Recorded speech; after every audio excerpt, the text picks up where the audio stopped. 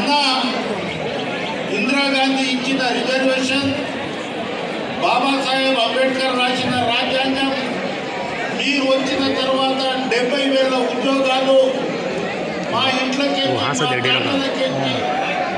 రూపన్ ఆఫీసర్గా, డిఎస్పీగా, కలెక్టర్గా ఎదిగిన చరిత్ర మీ యొక్క సమక్షంలోనే జరిగింది. 10 సంవత్సరాలు ఏం జరగలేదు.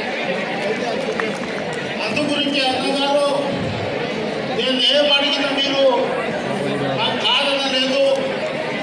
ఎన్నెన్నో జన్మల బంధం ఇది, అన్నదమ్ముల అనుబంధం ఎప్పటికీ వీడని ఈ అనుబంధం ఏమంటే నాకు నేను 2-3 విషయాలు అన్న బంజారా హిల్స్ మాజీ అన్నారు, బంజారా భవన్ కట్టుకున్నాము, గోల్కొండలో